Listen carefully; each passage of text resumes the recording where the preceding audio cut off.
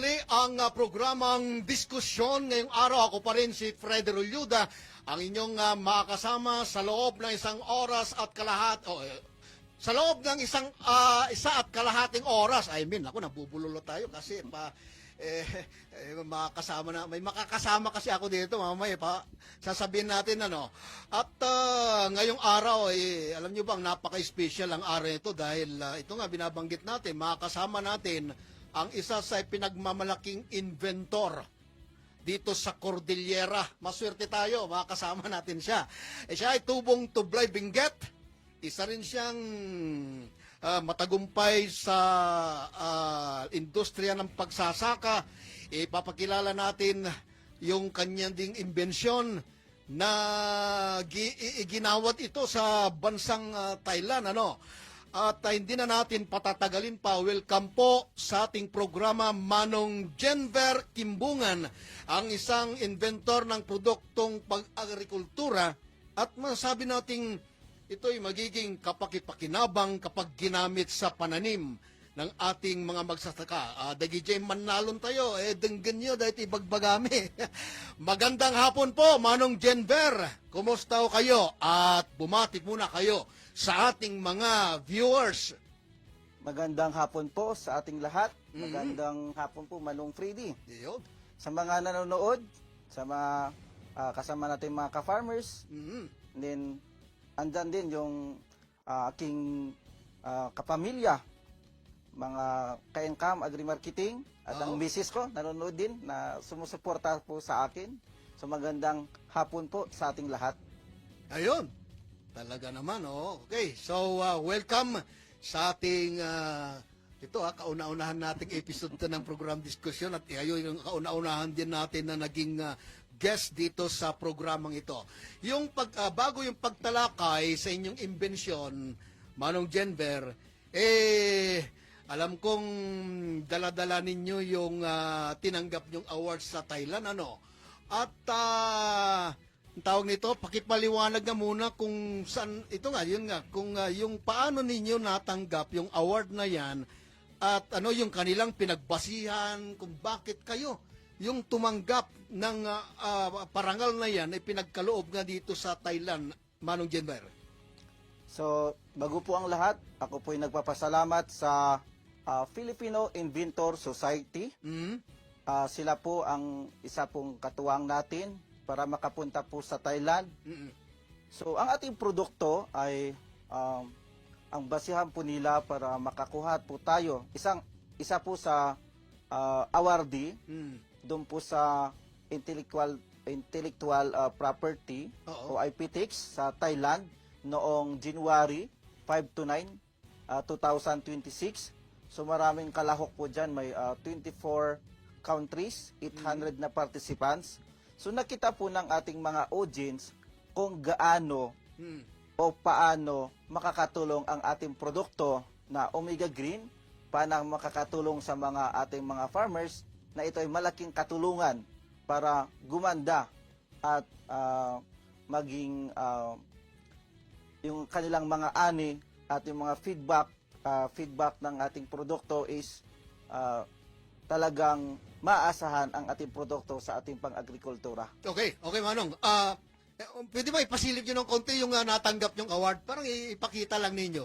Ayun, para naman masabi ng mga kababayan natin, ganyan lang. Ipakita, pasilip lang ninyo. Ayun, okay. So, ngayon pa lang ay nagbibigay na ako kami ng tawag nito, pagbati. Congratulations po sa inyong natanggap na award, at ito ay masasabi natin na karangalan din. Hindi lang karangalan ito. Yes, okay. May palakpak pa. Salamat. So, ibig sabihin nito, talagang hindi lang karangalan to ng taga-Tublay, hindi lang karangalan nito ng mga taga-Cordillera, kundi higit sa lahat, karangalan to ng buong bansa. Imagine, ito'y parangal na ipinagkakaloob din natin sa buong Pilipino. So, bahagi po kayo ito. So, congratulations muli, Manong Jenver. Okay. At yung mga dala-dala ho ninyong mga produkto yan, pwede bang ipakilala niyo muna kasi kanina parang bitin yung ating mga kababayan. Paano ba, ano ba yung pangalan ng produkto niyo yan na ang tawag nito, yun ay bahagi ng inyong imbensyon, Manong Jenber? So ang ating produkto po ay ito po ay foliar fertilizer o plant nutrition. So ang branding niya po is Omega Green. Mm-hmm. So kung bakit natin ginawa ito, nung nag-ikot-ikot po tayo dito po sa Cordillera, dito po sa Benguet, nakikita po natin na mayong mga farmers is sila po yung bahala nagtitimpla ng mga produkto na kahit man na yung ginagawa nila is maraming proseso. So pag inispray nila, nakikita nila na nasusunog o nasisira yung halaman nila. Nung nakita natin na bakit kaya kung gagawa tayo ng produkto at hindi na mahirapan po yung mga farmer na gamitin at magiging maganda po yung resulta. So, ibig sabihin, ito palang produkto nyo ito ay inihahalo doon sa kanilang pandilig ng kanilang mga halaman. Ito po is hinahalo po sa pangdilig, ginagamit din po pang spray o yung foliar fertilizer. Yung foliar fertilizer is yung ini-spray sa mga dahon at sa stem. Doon po yung isang kainan ng ating mga halaman maliban sa mga roots na yung hinihigop yung mga fertilizer para sa kanyang katawan. Yun, okay. So may mga dala-dala ko kayo ng mga halimbawa po ng inyong mga produkto at may makita ko dyan, may maliit, malaki. Ilang litro ba o ilang bang ang tawag ba doon sa maliit na yan? Ilan namang pananim o ilang timba ang dapat na gamitin natin para sa ganun pandiligo yan. Kasi syempre may tuturo din natin sa ating mga kababayan farmers na pagkalimbaw, nandiyan na sa kanila, alam din nila yung proseso. Manong Jenver. So, ang ito pong produkto po natin, ito 500 ml. So, may 500 ml. Opo. Oo. So, ito po is ginagamit po sa pang 2 hektarya. Oo ba? Ang laki ang dami Opo. O kaya maluwag-luwag na rin yun. maluwag. Oo. Hindi lang kampo natin dito is kung sa knapsack sprayer is 25 na knapsack sprayer. Yung isa naman, medyo mas malaki. Ilang millimeter ba tawag dyan? 1,000 ml o 1 litro. So, halos dublehin mo lang. Dublin din natin yung hektarya. Yung hektarya. Bali, ito, 4 na hektarya. Habang maliliit pa lang yung tanim, is 4 na hektarya po yung kaya niyang maisprehan. Okay. Ito naman, teka muna. Paano ninyo masasabing effective yan, very effective itong foliar fertilizer? Pag ginamit to sa kanilang mga pananim, baka naman pagdating ng panahon, ang ibig kong sabihin, at yun ba, pag ginamit nila, mas sisigla yung kanilang ani, mas gaganda yung kita, mas sasagana yung kanilang kabuhayan ng ating mga farmers. Abay, kailangan natin kasagutan dyan, Manong Jenver, sapagkat maraming mga magsasakang tsak na nanonood sa atin ngayon, pag nalaman niya yung proseso, may babalita rin niya dun sa kanya makasama. Ano, Manong Jenver? Tama po, Manong Freddy, ang ating produkto kung paano paano ko makakatulong. So ito po habang maliit pa lang yung yung mga tanim natin is i-spray po natin. So yung 2 kutsara sa knapsack sprayer, so i-spray mo para lumakas yung resistensya ng tanim at hindi madaling makaptan ng sakit. So habang lumalaki ang ating mga tanim, tuloy-tuloy po natin na spray. Ang interval po niyan is depende po sa panahon.